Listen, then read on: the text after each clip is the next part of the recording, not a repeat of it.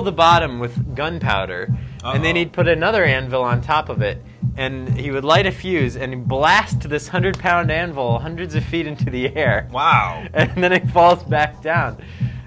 Wow. It was amazing. Terrifying. Yeah. We should watch that sometime. Hey, Jake. Hey. Remember that time when we filled a soda bottle with dry ice and then put the lid on it? We put water in it first. And then, we put water in it. Yeah, we put water in it, and then we put the lid on it. And then it exploded so loud that the neighbors called the police and said there was gunfire. It was really loud. There it is. The gunfire? No, this is what I was talking about. Yeah. Look at how much gunpowder he puts in that thing. Whoa. It's a pretty This is amount. what reminds me of Dr. Frankenstein's wife. Yeah. Putting her in that tube. Now I understand why it would go. See, the leveling off is important. You can't forget to do that when you're packing an anvil full of gunpowder. Because otherwise it's lopsided and it shoots off into your face. Oh, man, yeah. You got to have a flat surface. It's really quite stupid of a thing. See that? You can't even see it when I hold it like that. No, it's completely invisible. I just don't understand where one decides to do this in the first place. But I mean, why would you do this? How would you know that this was going to work how it did? He must have tried it at least once. He must have had a first time that he did this, right? The time that it killed him. The time that it killed him, which is this one. Is this that zombie guy we were talking about earlier? Yeah. I don't know, is it? The guy who got his face punched? Oh, it might be. I can't tell. Oh, his T-shirt says pro, so he obviously knows what he's doing. That's true. Watch how close the camera guy is for a while. He's backing up fast, ain't he? Stands right here, and then they tell him to move. Right. Well, he moved. Wow. Bam. Yeah, that's every bit awesome right there. He blasts an anvil hundreds of feet into the air. A 100-pound anvil. I think you got that idea from watching cartoons. And I probably did. And he hopes that it doesn't fall on his head, because that would kill you.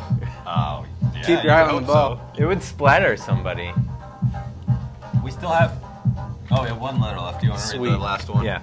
Okay, this letter is called Lover of a Wolfman at Dinner Table. Yikes. Dear Jubi Show, my future son-in-law, I'll call him Paul, but really his name's Michael, is 21. All right, and we why did you even say that we'll call him Paul? And why was it all in parentheses? Ever mind. And we like him a lot, but he has one very annoying fault. He has terrible table manners. He wolfs down his food, and, before anyone has finished, he's grabbing for seconds. Paul eats like an animal. Oh.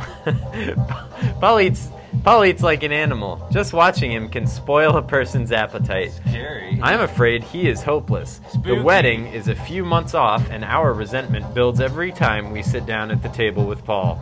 Is there a solution? Signed, future mother-in-law. Okay, I'm not a regular on the show, but this is how PATV can bring people together. We can combine Paul with Dr. Frankenstein's wife, you see.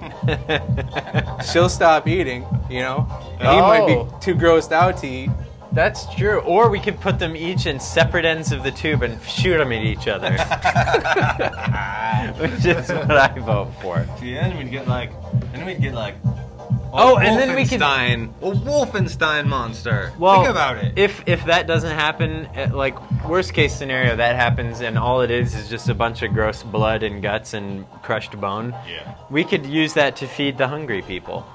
Feed the hungry. Trick or treat. Or the zombies. Or feed the hungry zombies. Because they stay hungry and they stay wasteful, really. Zombies. Really with zombie food, though, at least they're not wasting all that packaging. Yeah, why don't they make zombie food? Well, that way they wouldn't have to really kill anybody, right? They could have zombie mash feeding. They don't even need to package it. They could just announce when they're going to do this, shoot 2 fresh people at each other. Oh, and then the zombies can come That's running. the first good idea you've had all night, man. I wouldn't say that. I guess that I brought up. I've had many ideas during the show, but I haven't said them all. Well, I can definitively say that this has been the best, most exciting Halloween episode of the Until Jubi Show. next year. Until next year. We still have 5 minutes left. Nobody called for these Halloween Trivia questions, and that's kind of disappointing. And that person didn't call back about that movie. The name of the movie, yeah. A little upset. I'm gonna have to have a talking to with somebody later. I know. Can't trust anybody. Well, I don't think these questions are going to be any good for future episodes unless we save them for a year. So I'm going to read you these questions. You can read one and I'll read one. Okay. These are the questions that you should have called in to find out about. In the famous Vincent Price horror film Bloody Night of the Devil Moon's Town, how many skull faces did Price's zombie assistant grow by the end of the film? Was it A, 3 skull faces, B, 6 skull faces, C, just the 1 skull face, or D, the skull faces all fell off? Intriguing. Would you like to know the answer? They'll never know because nobody called in. No, we're not going to tell you now. You can watch the movie. Can you tell me after the show? I'll tell you after the show, Jason. Yep. Definitely. Here's the last one. Prince Vlad Dracul III, the real-life inspiration for Bram Stoker's Dracula, had a pet baboon he would feed his own blood and fecal matter to. What was the name of this baboon? Is it A, Angela, B, Bogdana, C, Elvira, or D, Vladionora, the baboon? Well, that's an interesting one. I hope it was Vladionora the baboon, but I don't know. You won't find out. We know. Oh, you don't know. I don't know. I don't know the answer to that. Well, I'm not gonna... Is that the real one? That's got to be a reproduction. That's a pretty realistic reproduction of Vlad Dracul III's pet baboon. If you look it up on Wikipedia, you'll find out what that baboon's name was, but we're not going to tell you. That is not the right date. I don't know. And it's probably season 7 right now. Yeah, or like 12. Or 12. But yeah, it's true. That wasn't the right. It's true. We're much later. It's like Halloween. Today, this is Halloween night. This is Bigger's night.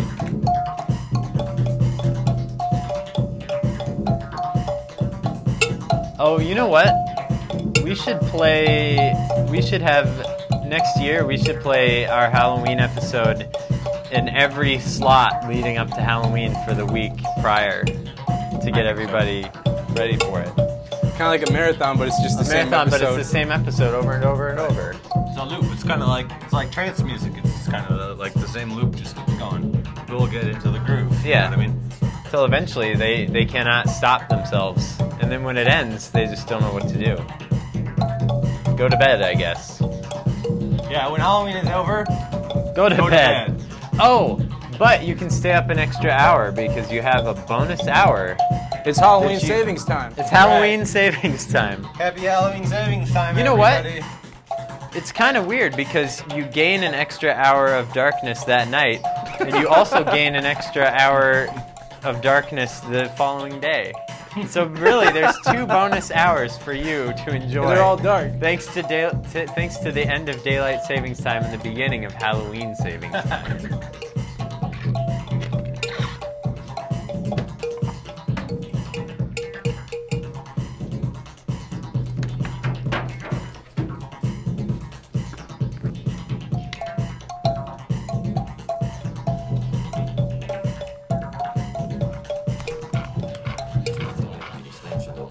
Internet companies are developing networks that can accommodate large amounts of data and handheld devices that can penetrate into every aspect of the resources.